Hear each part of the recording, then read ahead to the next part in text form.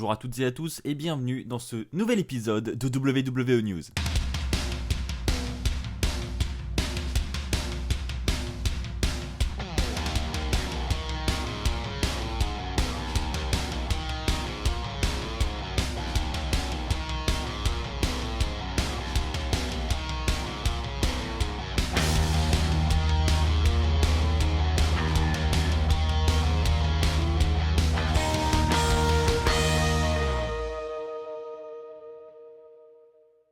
J'espère que vous allez tous très bien, c'est Axel de la chaîne WWE Fan France. On se retrouve pour un nouvel épisode de WWE News.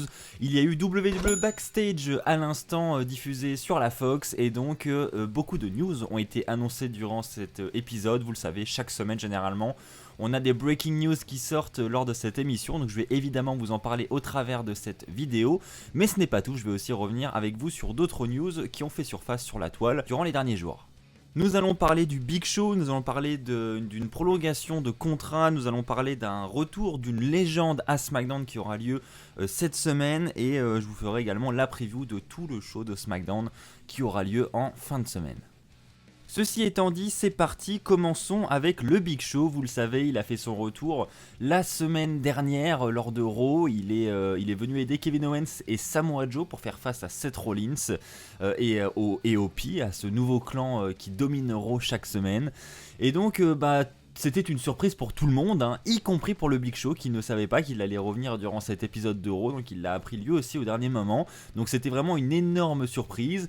Et donc à la suite de cela, on peut se poser des questions. Quelle est la suite pour le Big Show? Est-ce qu'il va continuer dans cette direction? Est-ce qu'il va rester dans la division un peu par équipe entre guillemets, en étant l'allié de Kevin Owens et de Samoa Joe?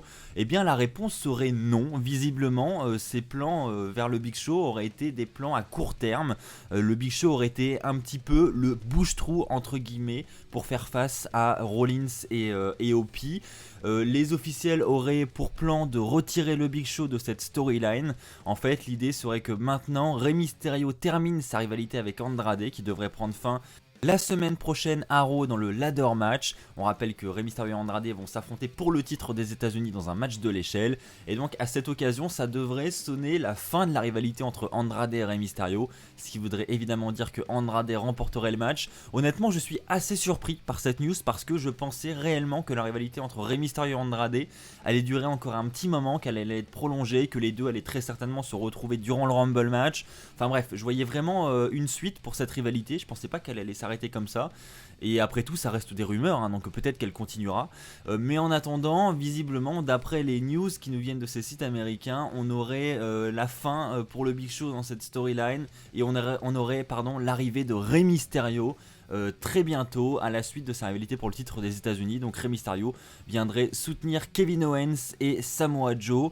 ce qui serait un peu logique parce que au départ, souvenez-vous, Rey Mysterio avait été impliqué dans la storyline avec Rollins. Rollins avait d'ailleurs démoli Rey Mysterio, rappelez-vous, parce que Rey Mysterio avait donné cette barre de fer à Kevin Owens. Tout est parti de là, donc ça semblerait plutôt logique effectivement que Rey Mysterio soit de nouveau impliqué dans cette rivalité et que finalement sa rivalité avec Andrade soit qu'une rivalité de passage.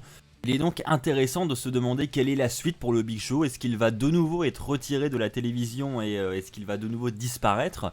Ou est-ce que au contraire le Big Show va seulement quitter Owens et Joe mais va partir dans de nouvelles rivalités et vers de nouveaux horizons? Visiblement il semblerait rester devant les caméras mais il ne devrait plus faire partie de cette rivalité.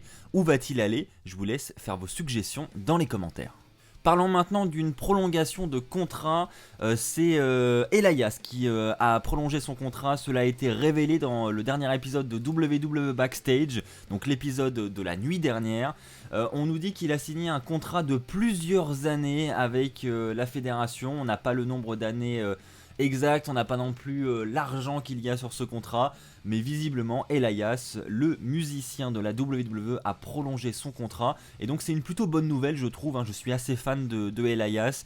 Je suis un peu frustré quand même de voir que Elias est plus utilisé et même quasiment que utilisé pour ses performances musicales que pour son talent dans le ring, parce que malgré ses talents de musicien, il est quand même très très bon dans le ring, il est capable de nous offrir de très bons matchs, et donc c'est dommage, même lui, je pense qu'au fond de lui ça doit un petit peu le frustrer quand même, mais il a re-signé avec la fédération fédération, donc visiblement c'est que son utilisation actuelle lui convient quand même. Mais je ne sais pas ce que vous en pensez, dites-le moi également dans les commentaires. Est-ce que selon vous, Elias mériterait d'être plus utilisé et mieux utilisé dans le ring plutôt qu'avec sa guitare dans des segments un petit peu lambda? Là par exemple on l'a vu à SmackDown la semaine dernière, il a annoncé sa participation au Rumble en chanson. C'est cool, mais bon voilà, limite il n'y a que au Rumble qu'on le voit catcher dans l'année, donc c'est quand même dommage. On aimerait bien le voir impliqué dans des rivalités régulièrement dans les shows, etc. Ça serait quand même super cool. Nous venons de parler d'une prolongation de contrat, parlons peut-être maintenant d'une future fin de contrat qui va concerner Rousseff. Alors vous le savez, Lana a re-signé avec la fédération il y a peu de temps, ça a été officialisé, elle a même signé un contrat de 5 ans avec la WWE, donc autant vous dire qu'on n'est pas près de voir Lana partir de la WWE. Et en ce qui concerne Rousseff, alors j'en avais parlé lors du dernier épisode où j'avais annoncé justement cette prolongation de contrat de Lana. J'avais dit que Rousseff, sa signature de contrat, sa prolongation de contrat devrait avoir lieu très bientôt. Son contrat expirait en fait peu de temps après celui de Lana, hein, j'avais estimé ça au mois de février. Et donc visiblement ça serait le cas. Rousseff devrait prolonger ou pas prochainement son contrat. En tout cas son contrat arrive à terme très bientôt. Il s'est d'ailleurs exprimé à ce sujet sur Twitter, hein. Il a commenté sa biographie Twitter en mettant qu'il était bientôt free agent. Donc free agent, hein, c'est un terme pour dire que en gros on est sans emploi, on est libre en gros, hein, et on n'est plus lié à aucune fédération et on peut aller un peu partout. Donc c'est un autre moyen pour dire aussi que peut-être il ira dans une autre fédération et il quittera la WWE. Donc clairement Rousseff n'a pas exprimé son intention de re-signer avec la fédération, de prolonger avec la WWE. Après honnêtement je pense que ça peut aussi être du troll, hein, très clairement, et que Rousseff va prolonger avec la fédération. C'est vrai qu'il est peut-être pas satisfait de son utilisation actuelle, hein, peut-être que lui il est pas fan de cette storyline avec Lana, ce qui peut se comprendre d'ailleurs, mais il y a quand même sa femme qui vient de signer, de prolonger avec la fédération pour 5 ans supplémentaires. Donc ça serait difficile je pense pour lui de se dire bah, je laisse ma femme dans cette fédération là et moi je vais dans une autre fédération, ce qui voudrait dire que la plupart du temps ils seraient séparés dans des villes différentes, etc. Donc ça me paraît peu probable que Rousseff ne signe pas de nouveau avec la fédération. En tout cas si jamais c'est le cas, eh bien, il ne faudra pas être surpris car son contrat arrive à expiration très bientôt. Allez, on va terminer cet épisode de WWE News avec la preview du prochain SmackDown. Il va se passer beaucoup de choses lors du prochain épisode. On aura premièrement le retour d'une légende de la WWE, vous l'aurez vu dans le titre de la vidéo. En effet, ça a été également annoncé dans WWE Backstage. Ce sera Kane. Kane fera son retour cette semaine à SmackDown. Alors on ne connaît pas les raisons de ce retour, hein, ça n'a pas été officialisé, on sait juste qu'il sera présent. Maintenant il est évoqué tout de même que ce sera probablement pour annoncer sa participation au Royal Rumble. On rappelle évidemment que Kane a l'ancien record d'élimination dans un Royal Rumble. Donc voilà, il fait partie des lutteurs qui ont éliminé le plus de superstars dans l'histoire du Royal Rumble. Donc très clairement il a sa place dans ce match et je pense qu'il est là pour officialiser cette place. Honnêtement je trouve ça un peu dommage encore, hein. Je sais qu'on est nombreux à le penser, mais annoncer les participations du Rumble c'est une mauvaise chose. Alors bien sûr Kane ne l'a pas encore fait, ça se trouve ce n'est même pas ce qu'il fera, mais quand même la WWE prend l'habitude d'officialiser les noms. Alors là ça va, hein, c'est des noms que on se doute au final, on se doute qu'ils seront dans le Rumble, donc c'est pas trop grave. Mais là en l'occurrence s'ils annoncent la participation de Kane, le voir dans le Rumble, Kane ça aurait été une surprise, voilà, on ne s'y attendait pas forcément. Donc c'est dommage, s'ils l'annoncent c'est clairement dommage, mais ils ont pris cette habitude depuis plusieurs années maintenant, donc je ne suis pas sûr que ça changera. Mais voilà, tout ça pour vous dire que Kane sera présent cette semaine à SmackDown. Et ce n'est pas tout, on aura également cette semaine à SmackDown un match entre Lacey Evans et Sasha Banks, vous le saviez.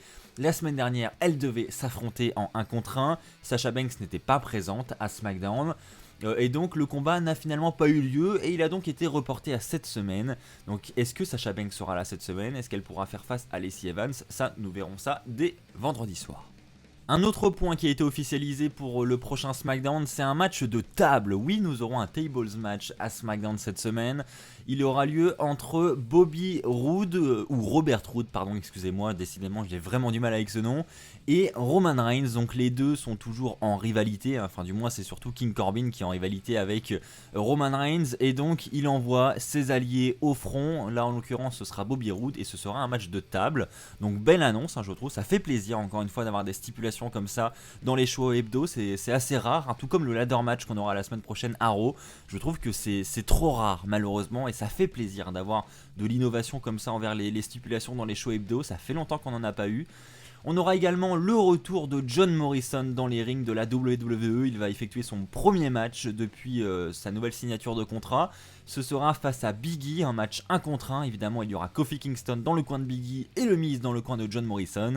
Et je pense qu'on aura effectivement l'annonce d'un futur match de championnat entre les deux équipes. Je pense que c'est là que les officiels veulent nous amener. Donc Big E et Kofi Kingston, les champions par équipe, contre Morrison et le Miz pour les titres.